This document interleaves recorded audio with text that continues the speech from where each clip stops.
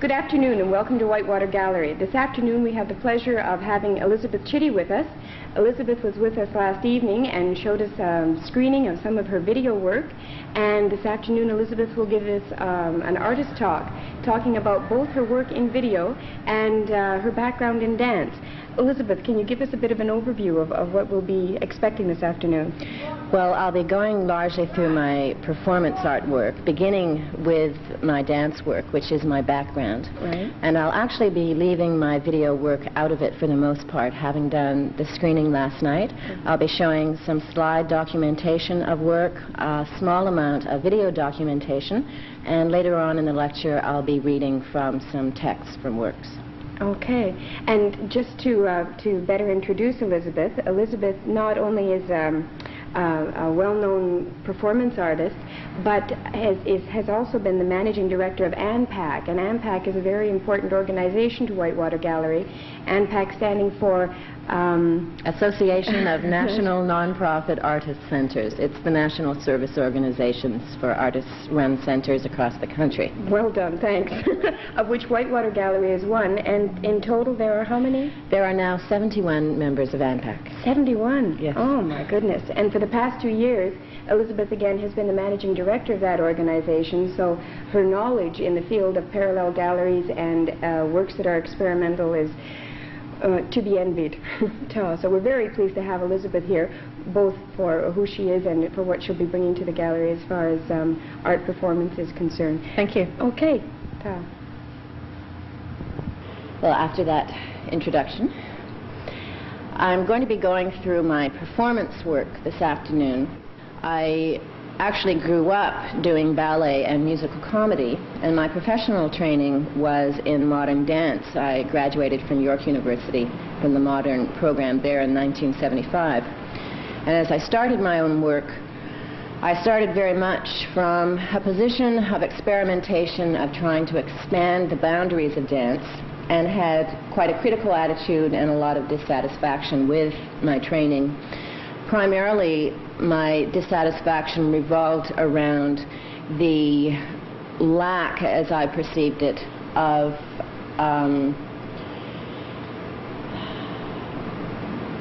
lack of intellectual growth in the medium. I was able to observe the kind of new work that was being done in the visual arts field, for example, and felt that dance was still tied very much to a mid-century expressionist tradition.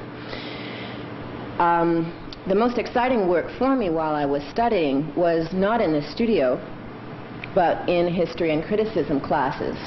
And it was there that I learned of the art movement of the 60s and early 70s, of minimalism and conceptual art, and the collaborations that happened in New York in the 60s with a group called the Judson Dance Theater between visual artists and dancers and musicians, etc. And that was the most inspiring to me at that time. And I think my very early work, that influence is quite visible. The next few slides are from a dance called Mover. The motivation behind the piece was that there was a set of wooden constructions which at the beginning of the dance, the dancers moved. There was a swing, which you can see on the right, and a couple of ladders and a wall. In the second section of the dance, the 6 dancers moved one another's body. One dancer at a time took turns at acting as a completely passive weight, totally limp. And the other dancers would move that dancer's body. And there was a system primarily of chance, again, where the dancers would take different turns at who was passive and how many dancers were there basically operating the other dancer's body. It was a very, very soft, slow, almost meditative kind of movement. This is from that second section. The last section went on to the dancers on the wooden constructions, which basically was that these constructions allowed or created movement that wouldn't be possible without them. So the flow, in terms of the idea of the piece, was moving the constructions, moving one another, and then being moved by the constructions. This piece is in 1975. This piece I'm actually going to show you on tape. It continued this interest with the weight of the body. I should perhaps comment that for the first few years of my work, I was, as far as I was concerned, still working within the medium of dance. And my work wasn't particularly well received as dance by the dance establishment. I was quite insistent that it was dance because of the fact that it was concerned with issues of movement. And the work, I think, was quite concerned with formal qualities as opposed to expressive qualities of movement. But as far as I was concerned at the time, that made it dance. I'm now going to show the very short tape of this very short piece. It was done in 1976 during a festival called DANCE, and there were a series of works which were done outside.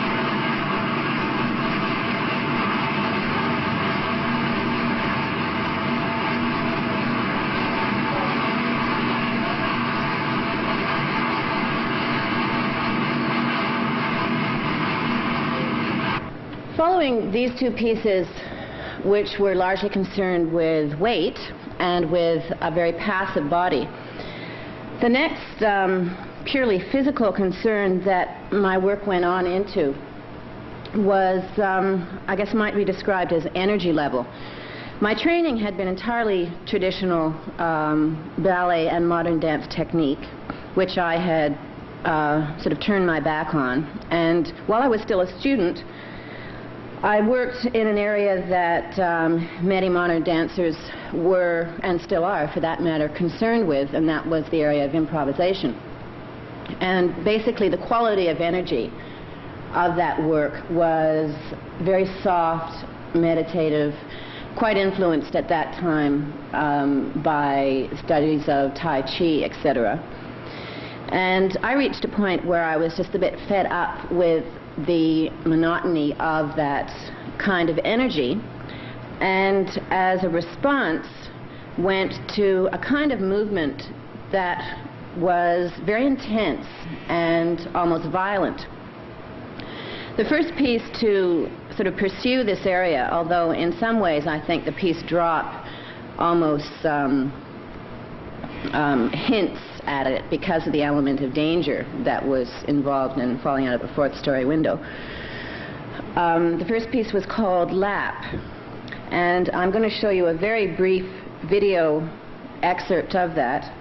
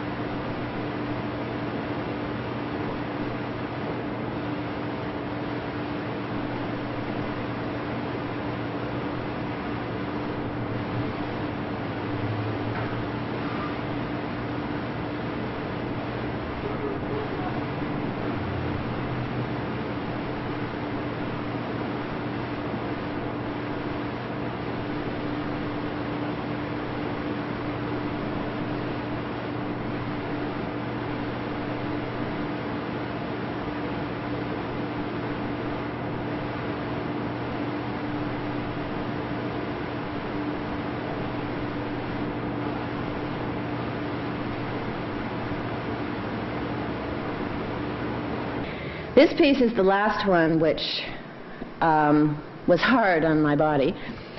It's called True Bond Stories. And the text was stories having to do with emotional bonds. My grandmother had just died when I did this piece. And I was very close to my grandmother. I had some stories about her, stories about love relationships in my life, family, etc. And the movement was directed by the props, basically. Here I'm tying a rope from nylon stockings which I kind of made this rope, and then I would pull on it. I had stocking feet on, no shoes, so it was very slippery, so of course I would be falling again. And there was a section with these old-fashioned 50s sort of high-heeled shoes that you see there, and very tight capri pants, which I would do very extensive movements like splits in, and of course the pants would rip, and etc. So the idea was that the physical props were binding or bonding my movement, and the stories were about emotional bonds. On the same program as True Bond Stories was a piece called Extreme Skin. This turned out to be the danciest piece that I did at that time, or ever, I guess. From this interest in that high-pitched physical intensity from pieces like lap and lean cuts, I thought, wouldn't it be incredible to have the power of 20 people doing that kind of activity? Of course, as it turned out, there was no way I was going to ask anybody else to do with their body what I had been doing to my own. So the movement was nowhere near as rough, but there was quite an exciting pitch of energy to the piece from these 20 people all dressed in very bright colors, doing very task-oriented movement. This part, everybody is jumping as hard as they can until they drop from exhaustion. And the section of the piece is over when everybody's dropped. And inevitably, this young man over here, jumping very high, would always go a lot longer than anybody else.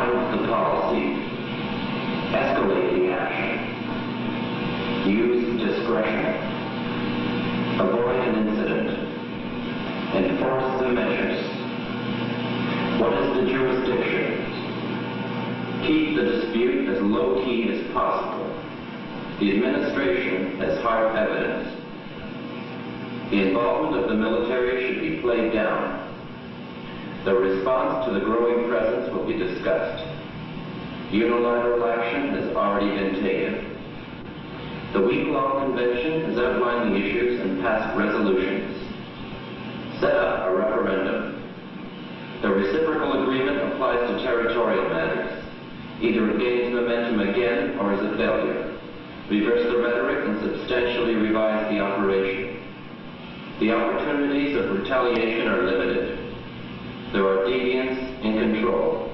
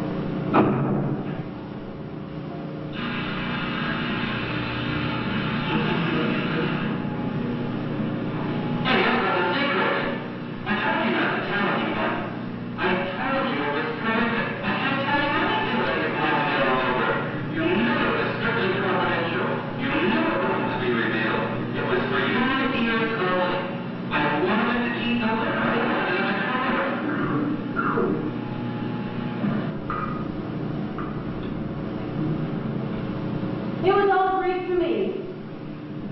I couldn't understand the language. I couldn't see the pattern. I couldn't break the code.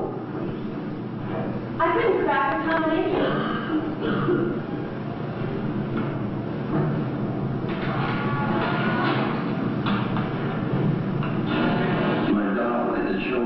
That was the first shock comment Rich had at a Harvard newsman, a veteran of many years. The bodies lay in tangled heaps on the edge of an otherwise immaculate cricket field at Eagle Missionary School. The children lay in awkward shapes like broken dolls. One was a 3-week-old baby. 12 men, women, and children had been hideously mutilated, hacked and bayoneted to death, and bludgeoned with clubs and rifle butts. The bodies of the women were partly clad, and all but one had been raped before death. One of the 3 men had his hands tied behind his back, his head had been smashed in. This is what remains of the horror that came to the white missionaries and their families at Eagle Missionary, Friday evening. The victims were all members of a British Pentecostal missionary set from Cheltenham in Gloucestershire, England. It was the worst massacre of whites yet in the 6-year Rhodesian War. The slaughter was done by about 20 guerrillas on Robert Mugabe's Zimbabwe African National Liberation Army, a faction of Soviet-backed Patriotic Front which is seeking to overthrow the Rhodesian government of Premier Smith and its black ally. The terrorists emerged from the bush which surrounds the green and white native missionary, once a private junior school for white children, until they were removed for safety and dragged the whites from their residences. The frightened group was pushed and brought into the cricket field. The other men had their hands tied behind their backs, and they were forced to watch the systematic rape of women. The whole group was then bayoneted, hacked, clubbed to death. The head of the baby was crushed as if by a club or a boot. There was only one survivor of the massacre, Mary Fisher, so critically injured she was at first thought to be dead. She later managed to crawl to the protection of dense bushes nearby. The next piece is 1980, and it was called Handicap, first performed at the Art Gallery of Ontario. I'm going to read a couple of brief passages from, it's a book called Performance Texts and Documents, which was published by Parachute Editions in 81 or 82. It's basically a catalog, 81, of a big colloquium that happened in Montreal.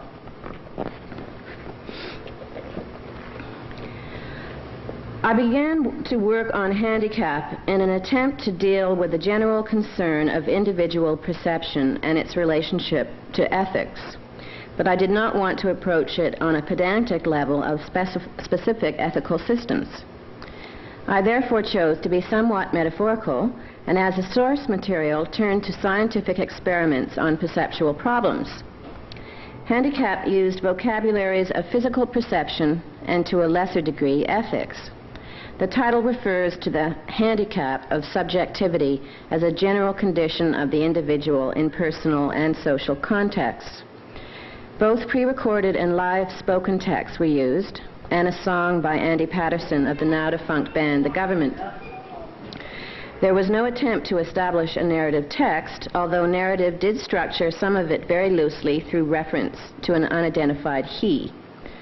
The first image was that of a magnifying glass, shot through a pink gel, which was projected through the audience to my feet and then to the back of the performance space, where I examined the diminished image with the magnifying glass itself. Most of the slides were of illustrations and photographs from perceptual experiments, such as a chick wearing a hood, limiting its vision, and a goat walking on a glass sheet over a checkerboard visual cliff. The slide projector itself was the major source of illumination, both through its usual use and through my carrying it around.